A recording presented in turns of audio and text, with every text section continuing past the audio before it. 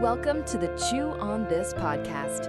Join your host, Dr. Katie Chew, and her guests as they chew on what matters, one story at a time. Well, welcome back to another episode of Chew on This podcast. And I'm your host, Dr. Katie Chew. And today I am in a beautiful, beautiful city, Nashville, Tennessee. And I have a wonderful friend, Dr. Brianna Rhue. How are you? Excited to be here and Oh, finally meet in person. I I know. feel like I know you already. You know, some people on LinkedIn, they call it IRL, in real life. And yes, this is an IRL, but I actually like to use IRT because it's in real time. Like, this is a real moment for us, right? Yes, it is. And when I saw you earlier, walking out, and I was like, Bree? And then you turned around, and it was just like, I felt like I already knew you. Yeah. Right? And isn't that the beauty of how we met through social media? Mm-hmm. Right? Yeah. So I want you to tell my followers a little bit about how special you are. Because we do know you are special, or at least I know you're special, but I think a lot of other people do too. So share a little bit or a lot of bit of what you do. Well, that's kind of a loaded question. I like know. to say now, Katie, that I am an optometrist on the side turned tech entrepreneur. So as you kind of saw me Amazing. here, I was like I getting know. here to the exchange and setting up the booth and all Yeah. that goes with that to get ready for a show. Yeah. So I wear many different hats on both sides of the industry. And that's what I really love to uncover is both sides of this table. So Yeah. running a practice, being a business owner, to then also being a vendor, Yes. and how those two blend so well together when you learn the game. Yes. And I respect that game. And I'm going to tell you why from my perspective, right? So she did mention that she's at the exchange, and the exchange today or the next few days, starting tomorrow, Thursday, Friday, Saturday, she is representing her company as a vendor to an organization called Vision Source, where thousands of doctors all across the U.S. They're members of Vision Source, and they come once a year in real life. In real life. In real life, because they have a virtual one too. That's They why do. It's not as good as yes, the but in-person. this one is in real life, and so it's an opportunity for so many of the members to find connections with the vendors and to actually have a lot of demos done, right? In terms of the products or the services. And also, I think the pricing is very unique to this organization, right? And so, but that's what she was talking about, is that her and I are both optometrists, but she also wears this other cap of being on the vendor side, right? And that's really cool. Yeah. It is really cool because you are, how should I say it? Just knowing how the game works on both ends, on both sides of the team, right? You know, so yeah, that's great. And when did you know that you had that entrepreneurial bug?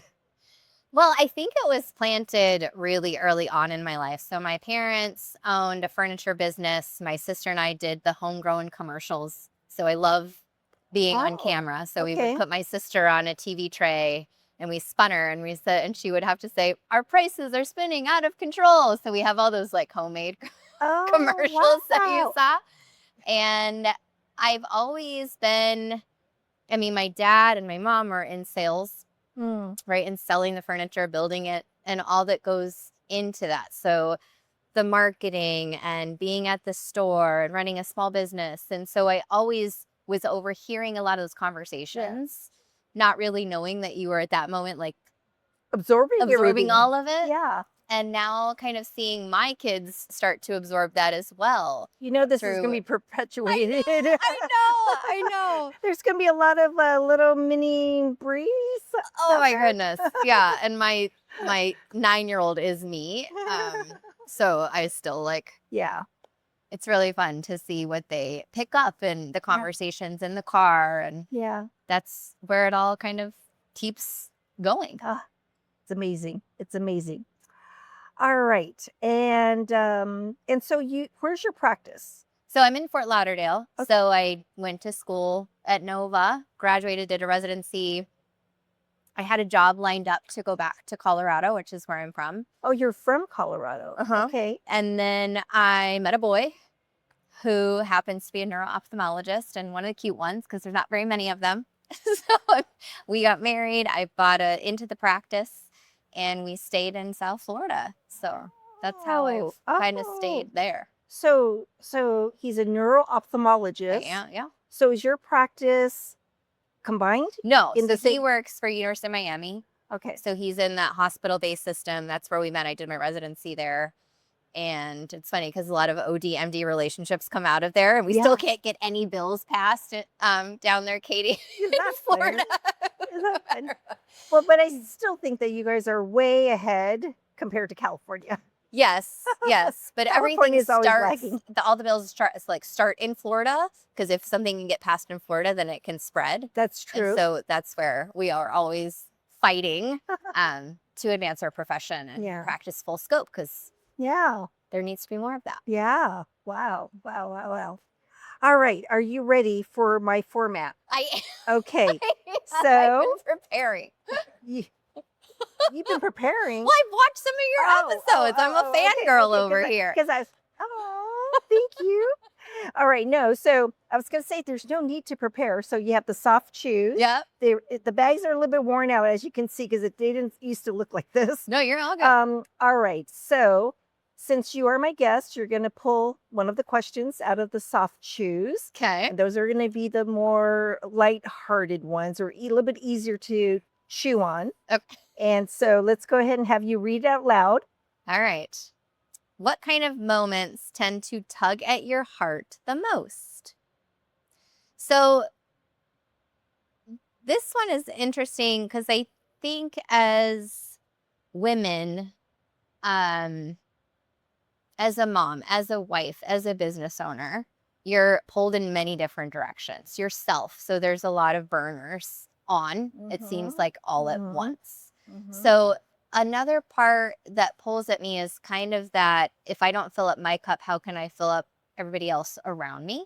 So true. Pouring into that cup more. Yeah. But on the industry side, and this again is where I do wear both hats, I see the potential in so many of us if we would just pull our kind of know-it-all guard down a little bit and ask better questions. Yes. So that's always tugging at me, where someone will say something and I'll ask a question, and it gets into this, not because again, I've learned one side of this industry very, very well. And I want to teach it to others. And so when you're in those conversations, it's that tug, like the moments that tug at my heart is where, guys, if you could just see this one little unlock and this one little potential. What's pulling at your heart is that want of them to kind of ask or see what you're seeing, right? Yeah, I totally get it. Yeah. I totally get it. Boy, I don't know what I'm going to answer here. What kind of moments tend to tug at your heart the most? I think I'm a softie for anything that is going to make it easier on that other person's life. Like, it sounds weird, but like, I know that there's a lot of things that sometimes some people might think it's just too much work, right? But I just give an example.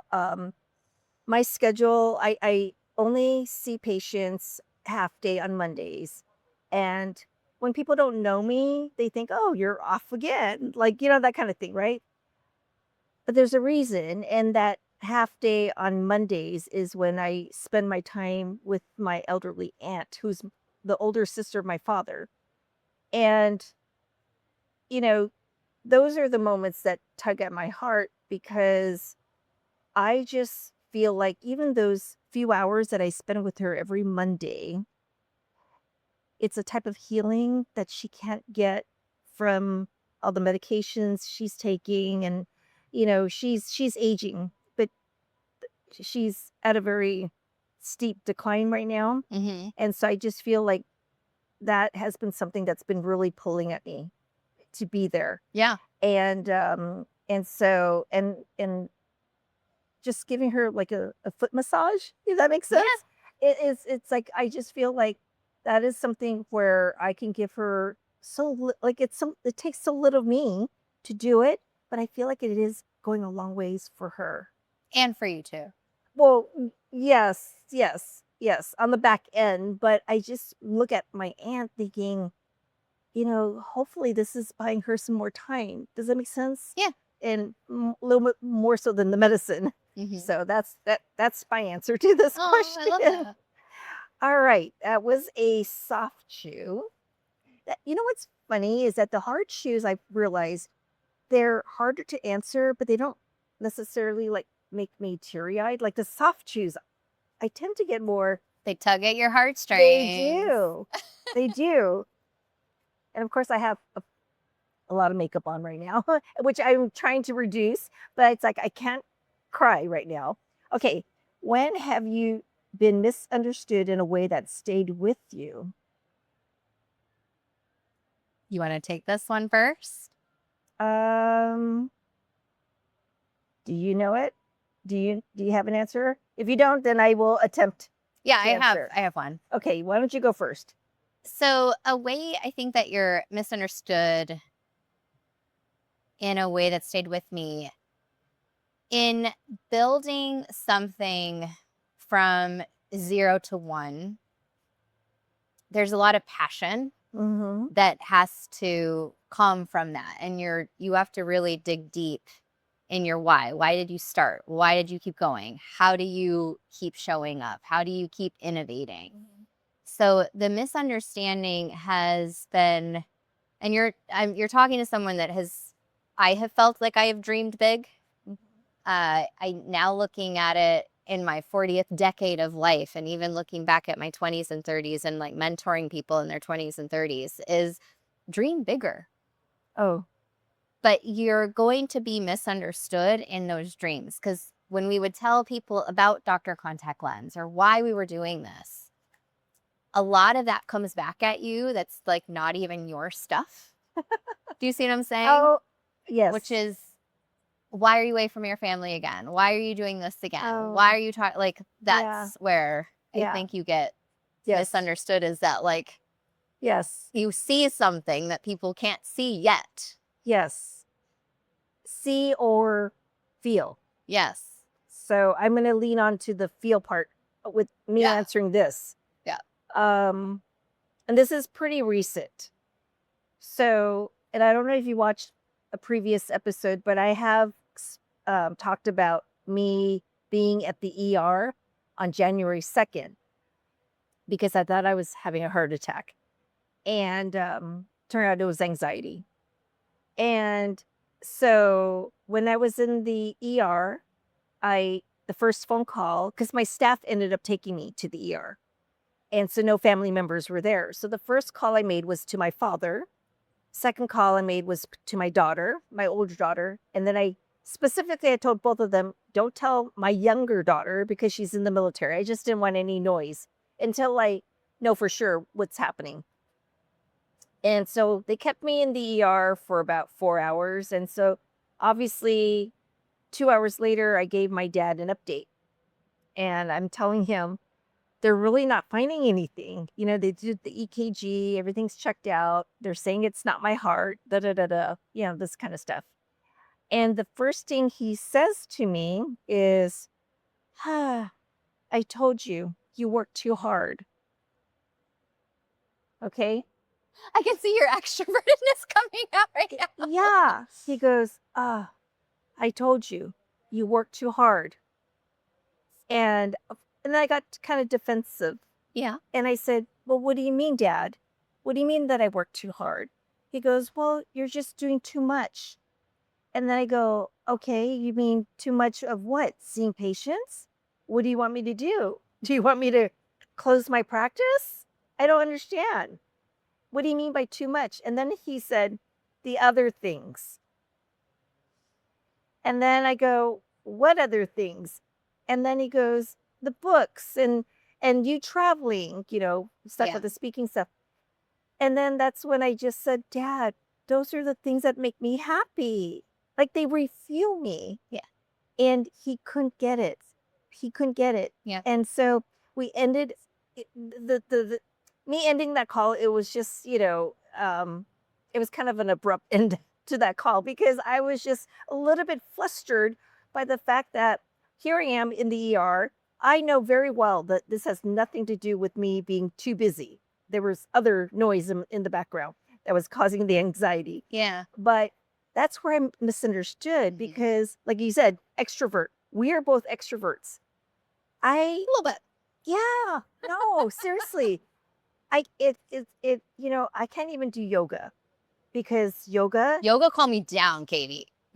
I could do a yoga class with you. I mean, I can do yoga because everybody else is doing it, but in my mind, I am not relaxing because I am thinking about all the things. You gotta find the right person. I'm doing all the things that I could be doing as I'm laying here doing the, whatever. Took me years to get to that point. Really? Mhm. Okay, so there's hope. There's a lot of hope for you. Hope. Okay. All right. So I think we're on to a soft chew. Let's go. How are you liking these questions so far? Let's pick this guy. Oh. I get another one. I know. Sometimes we'll draw some that are like blank. What's something that always makes you laugh no matter what? So mine, what comes to mind straight away is my sister and I. So I have a younger sister. And we get along very, very well because being the oldest and the youngest, she will do everything. No brothers? That I say. No. And that's what kept our relationship very, very close is because I get to boss her around. But we have the same taste in movies, obviously, growing up. And we can randomly quote things where no one else will know a movie quote. Yeah. And then we'll know it. And we just will randomly call each other throughout the day and like say the quote. And so I can always depend on her too, no matter highs, lows, What genre? whatever. What type of movies? It's do you guys like rom-coms. Okay. It's like the 90s, like Dumb and Yeah, Dumber. yeah. And like the movies that were all on VHS and CDs that we watched over and over again. Yeah. So that's what can always light up my day is my sister and our movie quotes. Well, let me see. I am thinking.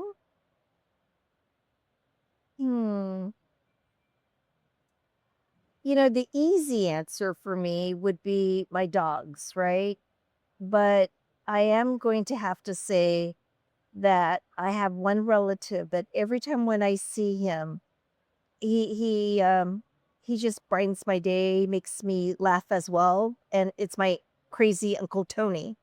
And he's in his 80s, but growing up with him, he just couldn't get any respect from my grandmother. Oh, poor crazy Uncle Tony. No, poor crazy Uncle Tony, exactly. But he was so endearing. Like from the eyes of a child looking at him, he was just so funny and crazy. And so yeah, I always joke around with him. I tell him that, even in recent times, I tell him I'm aspiring to be like you, Uncle Tony. I go, somebody has to leave the legacy and I'm going to keep passing it on. So, but yeah, he always makes me laugh. Always, always, always. All right. So time for a hard chew.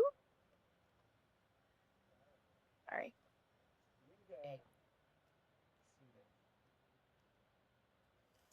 Let's see what we get here. What's the truth about life that took you a long time to accept? Such truth.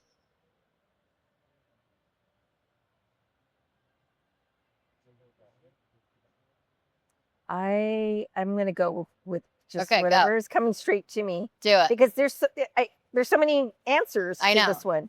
I'm thinking right now where my kids are like into truth or dare right now. Yeah, I think for me, a truth about life that took me a long time to accept: mortality. I'm going to tell you, when I was a kid, believe it or not, like 5 years old, 6 years old, like lay in bed at night, I would actually think about death and be scared, terrified. But I remember so specifically that it wasn't the idea of dying, it was the idea or that I was never going to have another thought again. Okay. I realized that at age 5 or 6 that the thinking, like I'll never be able to have a thought. That's what scared me. And so now I feel like it's a truth that I am embracing without that terror Okay. anymore. And oftentimes, I'll say it because now I have found faith.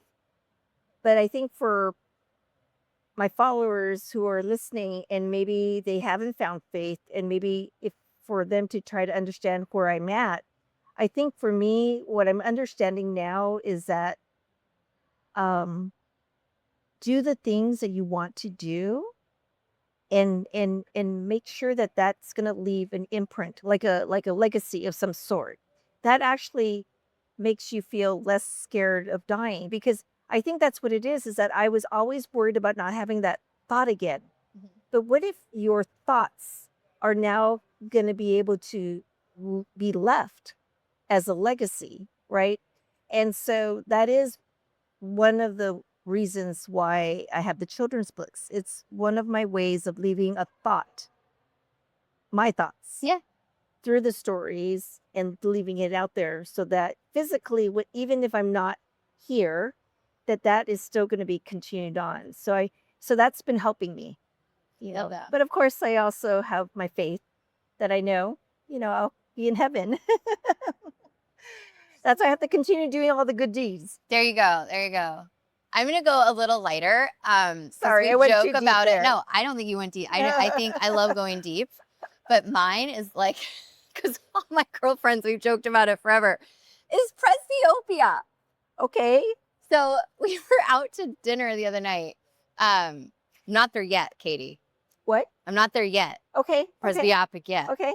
I believe you. But one of my girlfriends were at dinner. And the truth, she's like looking at the menu and like the progressive look down. Yeah. And she did it. And we were like, would you have progressives on? Did you see the man? So the truth. She was wearing glasses? She did like the look. And she's the first one out of all our group. So for me, oh my goodness, the first sign that I had presbyopia. So for us Chinese dinners, we tend to have our rice in a bowl. Okay. And we literally do pick up our bowl to our mouth to scoop the rice into our mouth. And if we have like dishes of beef or vegetables, we'll pick it up with our chopsticks and put it into our bowl and then bring it up to our face and then pick up the meat and bring it to our mouth. The first sign was I could not see what I was picking up. And I was like, what is going on? Right? And I was like, oh my goodness, has it just happened? And it was just so weird because I literally... I feel like it happens overnight. No, that's what I mean, because that's how I eat every night. How is it that the night before, I could still see what was in my rice bowl, and that night, all of a sudden, it's like I couldn't even tell, is this chicken? Is this beef? And I was just like, what is going on? And I'm like, oh my goodness, I have presbyopia. And so I was no longer in denial after that point. So, yeah. Oh my goodness.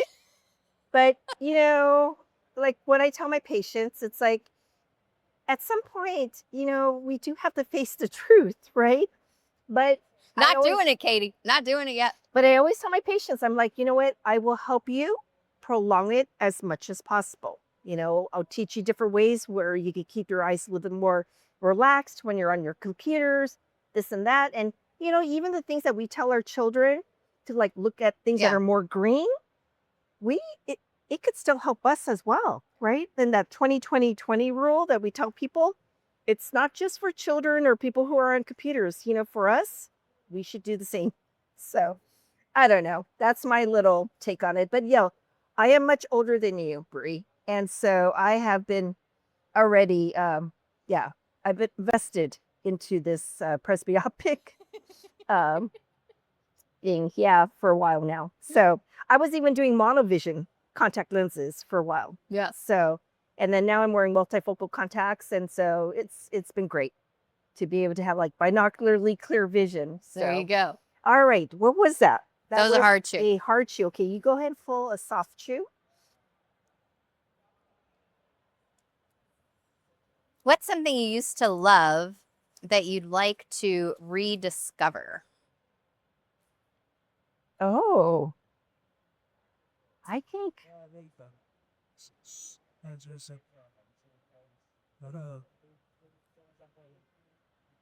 Well, there's a lot of things that I used to love and I haven't done in a while that I would love to rediscover. But this will show how adventurous I am, I guess. I love outdoor camping. Okay. I mean, I'm talking about real Yeah, real camping. camping, not the glamping. Not the glamping. I love whitewater rafting. And again, the real whitewater rafting. I just haven't done it in a while. You know what it is? I haven't found a partner. Yeah. I've been single for a while. And gosh, it's going to be 6 years. 6 years. And those are the things where you can't do it solo. I mean, I am not going to go camping solo with a crazy black bear in the forest. Yeah, let's not do that. And whitewater rafting. I mean, I'm just saying, it's just those type of adventures are a lot more fun when you have a traveling partner, right? And so, so those are the things I'm hoping that at some point it'll be in the near horizon, but I would love to rediscover it with a partner. Love that. That's my answer.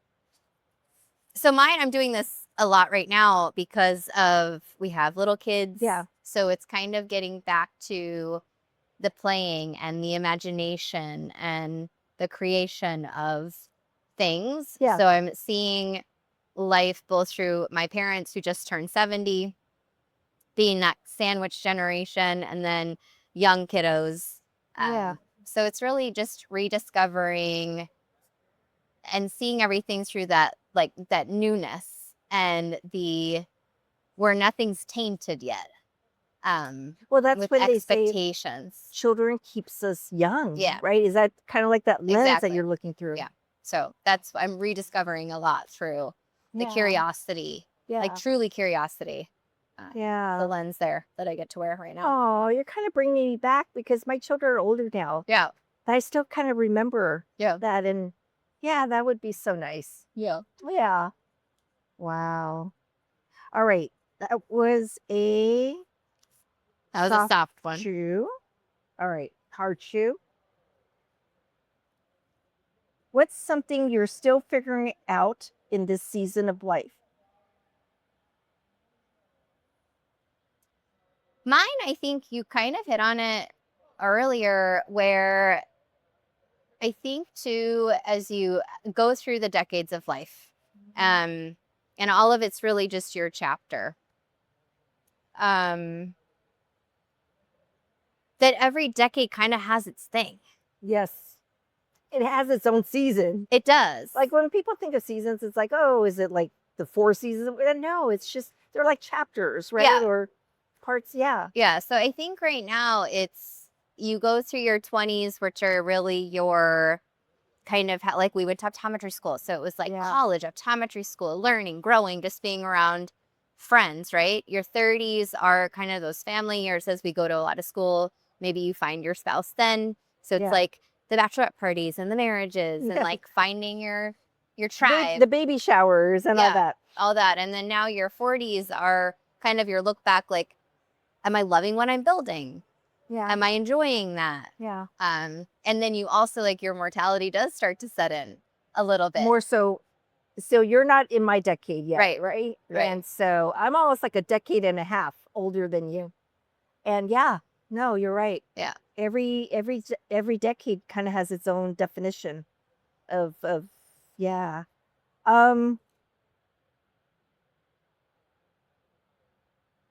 What am I starting to figure out in this season of life?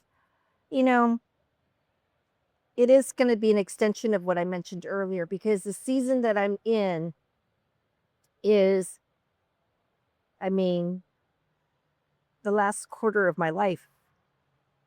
And it's kind of like sports, right? If you have that final quarter, it's like I'm making this final quarter like exciting for me. I'm not letting it just pass by. And so that is something that, the way it's worded, figuring out, I am figuring things out, but it's in such a way where I'm learning and I'm implementing, and also I am pivoting. If Yeah. that makes sense. It's like, Yes. I feel like there were certain times in my life I was stuck, but I've in this point in my life where, why not? Like, what is there to lose, right? And I only have one life to live, and so I'm just going for it, Yeah. and that's where I'm at right now. Well, and I think that you're a true testament on, and I think as you go through life, you have these moments where you kind of are out of flow, and then you kind of get back in your flow, and then Yeah. you get, and I think the ebbs and flows of all of it. I think Yeah. that's what's beautiful. I think you can always, Yeah. there's a quote, you can always look back and connect the dots, but you Yeah. can't connect the dots looking forward. Yeah. So it's understanding that there's going to be, like, I think I look at everything as those chapters. As we're recording this, coming up on a lot of graduations and a lot of students going out into that, and that I know, excitement. can you believe that we're already in almost, an academic No, school year is I almost can't. over. I can't. I'm going to have I a fifth just feel like I grader. just took down the Christmas ornaments. Yeah. Yeah. Yeah. Yeah. I was talking to my office manager, Robin, and we were like, quarter 2, quarter 3, and then it's Christmas. We're like, Yes. Yes. So that's why these are all like reminders of how we do need to seize each season yeah. as if it's our last season, right? I mean, we just got to make it, big. Yeah. And And there's going to be celebrate. high highs and low Oh, lows of course. and all of the in-betweens. Yeah. Yeah. Oh, I mean, life is supposed to have both the highs and the lows, because if we only had one or the other, you can't really celebrate either one because there's no comparison, Yeah. right? And so you do need both. You do Well, my need both. 9-year-old, he's a philosopher. He asked me, we're like on the way to school. It's early morning. He goes, Mommy, if you could describe me in one word, Oh, really? what word would you pick? And I'm like, what are you reading? And either this word is going to make you go to therapy your whole life because you're 9 now. So these are like your core memories. Or it's going to be something that will, like, you'll kind of remember and maybe it picks you up. And I was like, what do I want more in the world of? What do I want more of in the world? And the word I used to describe him was kind. So he is kind. He's respectful. He's that kind of ringleader where people kind of flock to him to, like, on the playground. And he's not so much with his little brother, most of the time with his little brother. He's great. But helping other kids, like, so the kindness is what I want. Yeah. Yeah. And then he asked me another question that I couldn't answer. And he said, if you could delete, I love like how they talk to, you could delete one memory from your life, what memory would you delete? This is in the backseat of your car as you're driving? Yeah. Oh my goodness. Like, what memory would I delete? Because you're saying these things where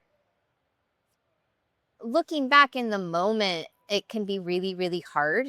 Yeah. But that's also where it steers you and makes you all of those things. Yeah, exactly. So you couldn't answer him? I really couldn't. Yeah.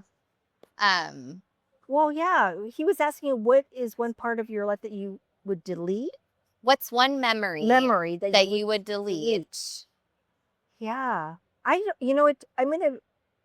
say that I wouldn't be able to answer that. I mean, it's because, I mean, it's kind of like saying, do you have any regrets? Right? Kind It's of, kind of like yeah. that. I need those memories, even if they're not good memories. Yeah. Yeah. I need that contrast. Yeah. Yeah. So, all right. Okay. I think it's your turn. We kind of did. Oh, no, You this want is a to different one. pull? What is your favorite season and why does it resonate with you? So this might be literal, Yeah, it is. or we can take it. No, we can. I think from the soft trees, I think that's more a literal. That's a little one. Yeah. Mine, obviously, or not obviously, but I love Christmas. My mom has always gone gung ho Yeah. at Christmas. It brings all of our family together. I'm the oldest grandchild on one side of my family. So there's so many memories of like going to my grandmother's house, my grandpa's house. And, you know, you walk in and you haven't seen your cousins in forever and you're like kind of standoffish. Then 10 minutes later, you're like creating a play and Yes. all the things you do as a kid. So Christmas has always been Wait, can I say a super something? What special you just thing. said? Yeah. Such an honest replay, Yeah. because you're right. Like my daughters just told me the other day, like, it's like sometimes when we go to Christmas, we'll see a cousin Yeah. that we hadn't seen in ages, and so it's always very awkward, right? And then 10 minutes later, right? But it's like that with everything else, but we don't say it. No, you don't. And then So you're sorry. laughing and bantering and all. No, I know. So- And then we see each other again a year later. It's the same thing. It's the same thing. Sorry, I had No, to so just point that out. mine's Christmas. Christmas. Yeah. Yeah.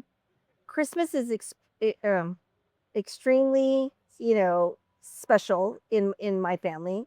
And I do all the traditional stuff that you just mentioned. But for me, I think as I'm getting older, I'm starting to, because those memories of all those times are very, very precious, right? But I'm starting to realize that for me, I'm starting to be more aware of my senses and my surroundings and all that, and how all that interplays with my body. And I'm starting to realize that I connect more with spring. Mm. I do feel like, all the things that people talk about with the renewals of things like that, but I do feel like my body chemistry does seem to react that way in spring. And so, yeah, so I've been enjoying spring more, and making sure that I go out and breathe the air and look at the green things so that my presbyopia, no, just kidding. No, but I mean, I'm just saying, like, springtime has been my new season. I love that. Yeah. Yeah. A sign of rebirth, maybe. Yes. So, all right, we're going to do one hard shoe, and I think we're going to finish off Yeah. our episode. Okay, I pulled two here. Let me just put one back. All right, let's see what we get. When have you chosen peace over being right?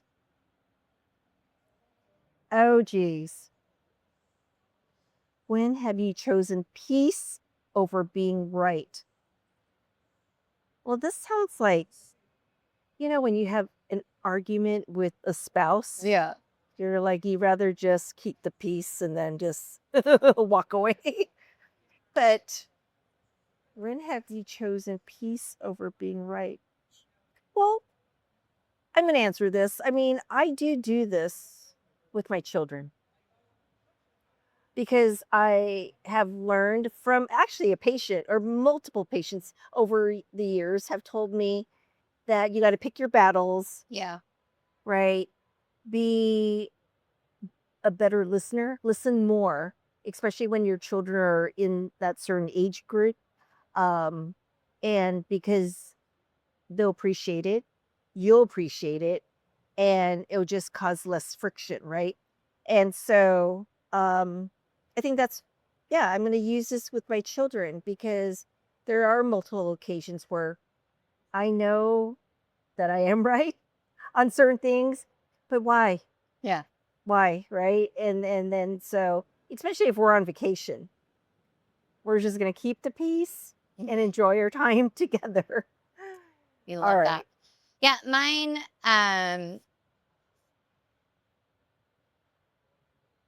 I think too, as I'm reading the book right now, Let Them, which has been out for quite a while by Mel Robbins. The more you can meet people where they want to be met, not so much just to keep the peace, but to everybody has their own story that they're playing. Mm-hmm. So I think it also to picking your battles on relationships as they come and go. My husband and I have been married for 13 years. Congratulations. Thank you. That one comes up quite a bit because when you both get home from busy, demanding jobs, Yeah. there's a lot that you're just like, I just need an outlet here. So I do Mhm. find myself keeping the peace a lot in that relationship just to Yeah. like know that we both had a hard day, and Yeah. And if if you we don't mind both me get a little asking, irritated. like, what are those little things that you would do? Would you just, I mean, I'm going to share with Yeah. you about me. I go to the bathroom. Like, I mean, not go to the Yeah. bathroom, go to the bathroom, but I find that the bathroom, once the door is closed, it's kind of like my own little Cocoon. space because nobody else is going to be like, because they know you're in the bathroom, so they're not going to be asking you. So I usually will just do a reset Yeah. in that space. Yeah. So My reset is kind of on the way home. I have a little bit of, sometimes I have a 8-minute drive, sometimes it's a 20-minute drive.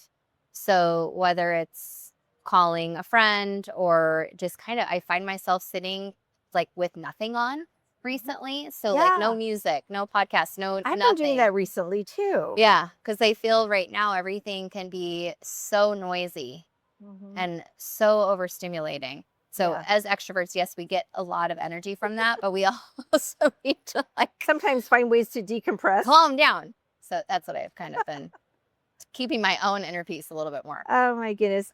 I just love how we are both extroverts.